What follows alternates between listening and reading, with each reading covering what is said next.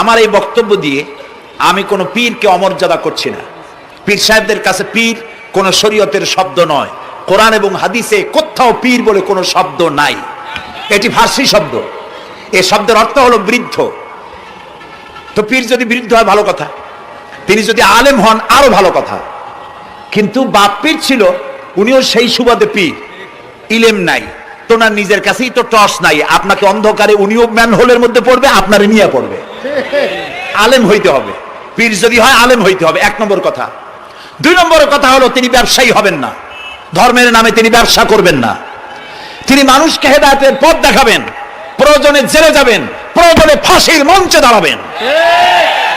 তিনি নিজেকেই ইসলামের সব আমি করি, আর ইসলাম কারো কাছে নাই। যারা ইসলাম করলো 70-80 বছর ধরে, রাজনীতির পথ দেখালো, তারা ইসলামের দল না, ওনারটাই ইসলামের দল। এই ধরনের ফাজলামি বক্তব্য থেকে বিরত থাকতে হবে। এই ধরনের বেয়াদবিপূর্ণ বক্তব্য থেকে বিরত থাকতে হবে। আমার দোকানে খাঁটি ঘি পাওয়া যায়, আর কারো দোকানে খাঁটি ঘি পাওয়া যায় না। ইসলাম নিয়ে এই ধরনের মনোপলি বিজনেস করতে দেওয়া হবে না। প্রিয় ভাই সব, আমরা পীর সাহেবদের চিনি। পীর ছিলেন শাহজালাল রহমতুল্লাহ আলাইহি। সুবহানাল্লাহ।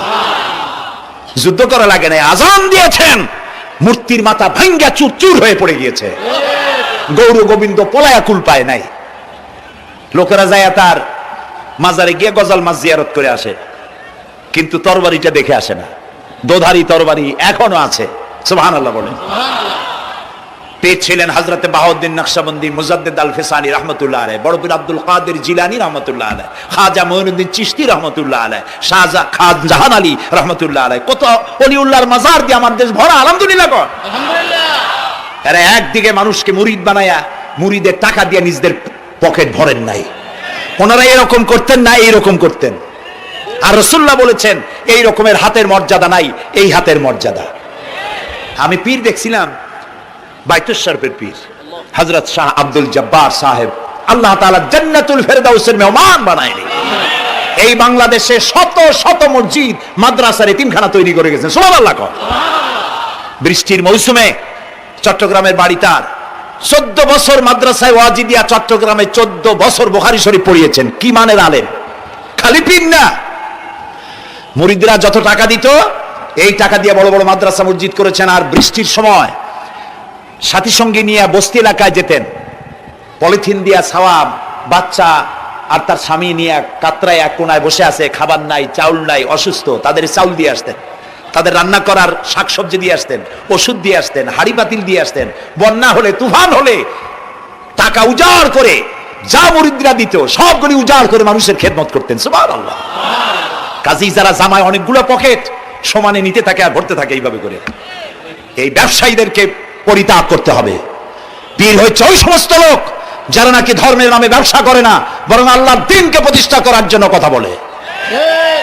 প্রিয় ভাই সব, আমাদের জেহেন সাফ করতে হবে, পরিষ্কার করে বুঝতে হবে আমার ভালো আমার মন্দ কে করতে পারেন? আল্লাহ। সম্রাট শাহজাহান নাম শুনেছেন? কোথার বাদশা বলেন? দিল্লির সম্রাট। সম্রাট শাহজাহান, পৃথিবী জোড়া নাম তার। কবি বলছেন, শাহনে জাহাं को जिन्हें फख्र से देते थे बाज, वाज कब्र में है सूरह अलहम्दु की मोहताज। যে শাহজাহানকে কর দিয়া ট্যাক্স দিতে পারলে জনগণ নিজেদেরকে গৌরবান্বিত বলে মনে করত, সেই শাহজাহান কবরে শুয়ে আছে, সূরা ফাতিহার মুহতাজ হয়ে আছে। সুবহানাল্লাহ।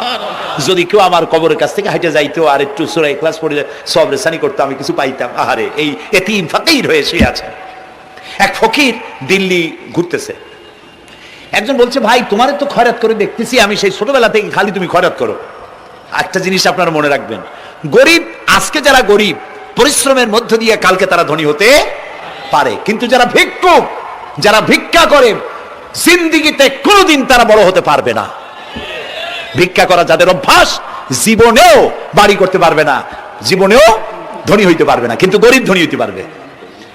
কারণ হলো আল্লাহর কাছে দুইটা বৈধ জিনিস অত্যন্ত ঘৃণিত। কয়টা?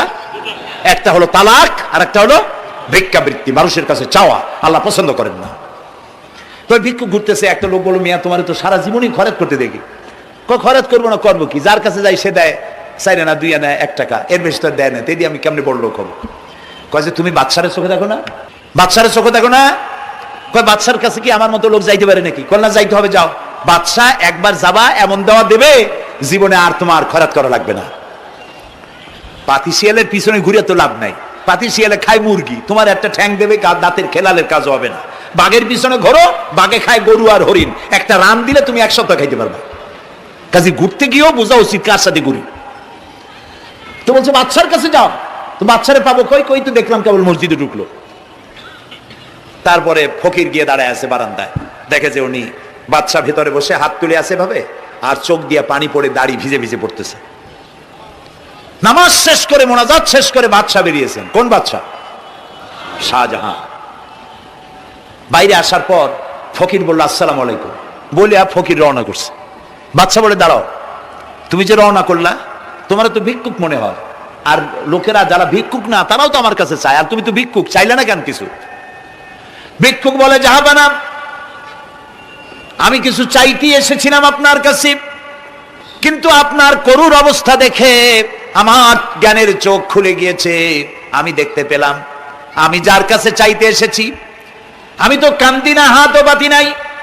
যার কাছে চাইতে আসলাম দিল্লির সম্রাট, আবার কোন সম্রাটের কাছে হাত পেতে ভিক্ষুকের মতো কি জানি চায়, আর চোখ দিয়া পানি পড়ে দাড়ি ভিজে ভিজে পড়ছে। আমার জ্ঞানের চোখ খুলে গেছে, দুনিয়ার বাদশার কাছে আর চাইবো না। বাদশা কান্দে যে বাদশার কাছে, তার কাছেই চাইবো। প্রিয় ভাই সব, এই জন্যে জিহ্ন সাফ করে ফেলুন। দুনিয়ার কোনো মানুষের জন্য, মানুষের কাছে নয়, কোনো কবরে নয়, কোনো কারো কাছে নয়, আল্লাহ তাআলার কাছেই আমরা নামাজের মধ্যে ঘোষণা করেছি, ইয়াকা না'বুদু ওয়া ইয়াকা নাস্তাঈন। আল্লাহ তাআলা তোমার একমাত্র ইবাদত করি, তোমার কাছেই সাহায্য চাই। কাজেই সাহায্য আল্লাহর কাছে। কার কাছে চাইবো বলে? আল্লাহ আমাদের ঈমান